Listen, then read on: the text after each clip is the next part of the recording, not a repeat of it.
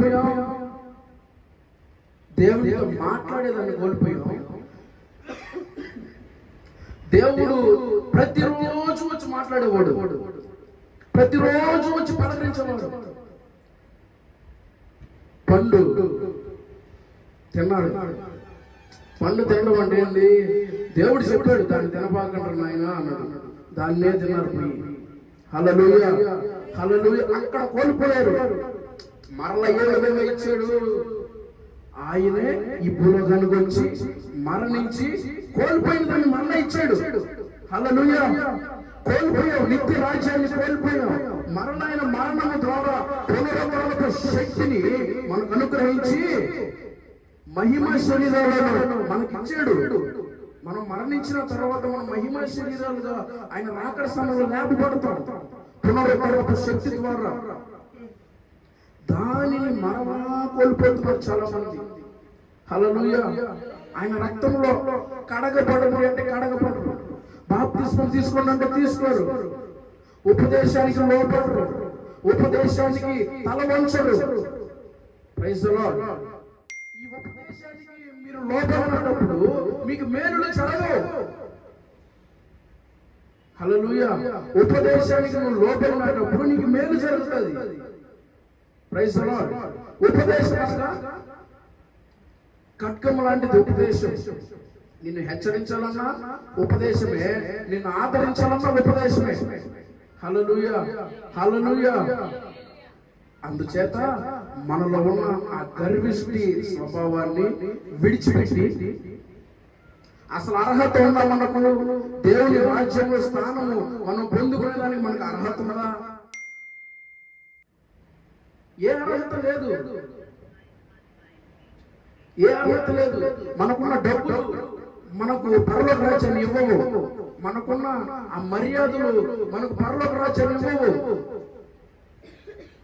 వాటన్నిటిని చూసుకొని గర్విష్ఠులైపోతారు చాలా మంది. మనకున్న బిల్డింగ్లు మనకు పరలోక రాజ్యాన్ని ఇవ్వవు. దేవుని యొక్క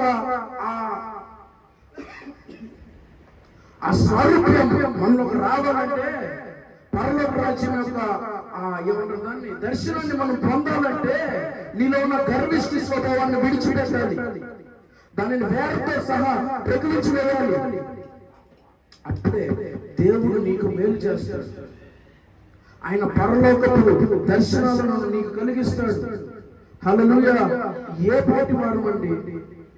ఆయన సింహాసనము మీద కుడి పార్శ్వాన కూర్చోబెట్టుకోవడానికి మనం కూర్చోడానికి ఏ పాటి వారు మనం? హల్లెలూయా. అర్హత లేనటువంటి వారు, ఇప్పుడు కనబడి రేపు కనబడేటువంటి వారు, ఇప్పుడున్న ఊపిరి రేపు ఉంటుందో లేదో తెలియనటువంటి వారు, ఇప్పుడున్న ఆస్తిపాస్తులు రేపు ఉంటాయో లేనో తెలియనటువంటి వారు.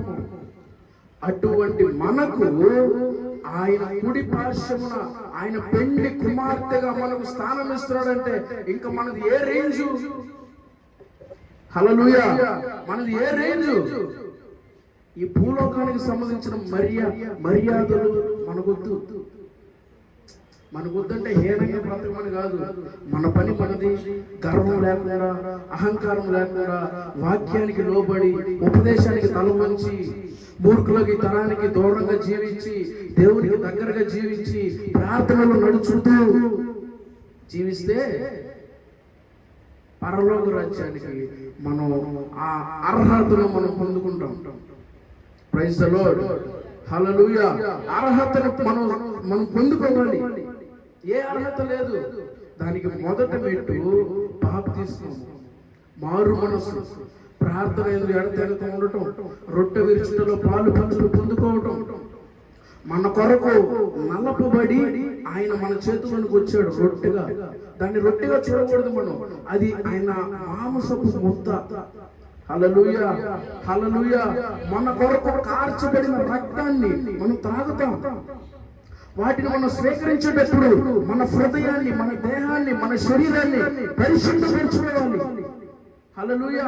మనం ఏదో మాలిన్యం ఉందో, ఏదైనా ప్రాచీన స్వభావం ఉందో, ఏదైనా పాప స్వభావాలు మనలో ఉన్నాయేమో చూసుకొని వాటిని విడిచిపెట్టాలి. శుద్ధీకరణ కోటాలు పెట్టే దగ్గరికే సిద్ధపాటు కూడికలు పెట్టేది అందుకే ఒక్కరు రారు. హల్లెలూయా. వాటిలో మనం సిద్ధపరచుకోవాలి, మనల్ని మనం శుద్ధీకరించుకోవాలి, మన హృదయాలను మనం పశ్చాత్తాపరచుకోవాలి. దేవుని ఎదుట, దేవుని సింహాసనం ఎదుట యోగ్యులను కాదు ప్రభువా, యోగ్యతనిచ్చావు. అర్హులను కాదు ప్రభువా, అర్హతనిచ్చావు అని దేవుని సింహాసనం ఎదుట ప్రాధేయపడాలి. అసలు అర్హత లేదు నీ కాడి మోయుటకు,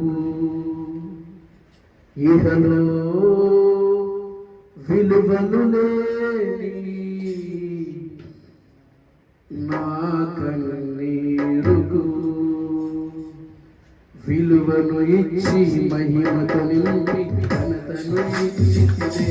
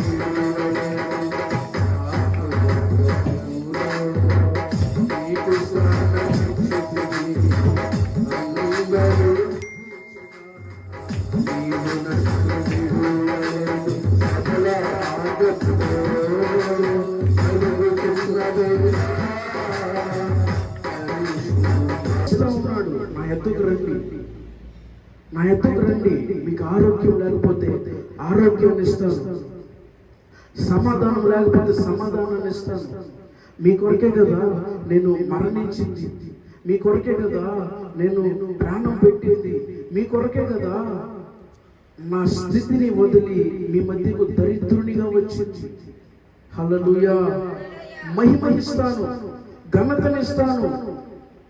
మీరు ఏడిచే, మీరు విడిచే ఆ కన్నీళ్లకు విలువలు లేవు ఈ లోకంలో. ఎవరు పట్టించుకోరు. నీ బాధను, నీ రోదనను, నీ శోధనను ఎవరు వివరించలేరు, ఎవరు పట్టించుకోరు. అందరూ వదిలేసేవాళ్ళే.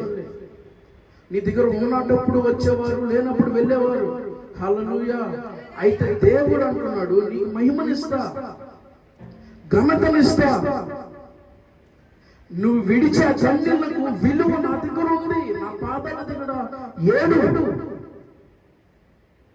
అందరూ తరుముకొచ్చారు ఆమెని. ఆమె ఒక ఘోరమైన పాపి, వ్యభిచారి. యేసు ప్రభు పాదాల దగ్గరకు వచ్చి ఏం చేసిందంటే ఆమె కన్నీళ్లతో ఆయన పాదాలను కడిగింది. హల్లెలూయా, హల్లెలూయా. అదే కన్నీళ్ళు లోకంలో ఎవరి దగ్గరికి వెళ్ళి కాల్చినా నీ కన్నీళ్లకు విలువ లేదు. నీ కన్నీళ్లకు విలువ నా తండ్రి దగ్గర. ఆమె కార్చి ఆయన పాదాలను కడిగినటువంటి ఆ స్థితిలో దేవుడు ఏమంటున్నాడు? నీ పాపాలను క్షమించాను, మునుపడు జీవించిన జీవితాన్ని వదిలిపెట్టు.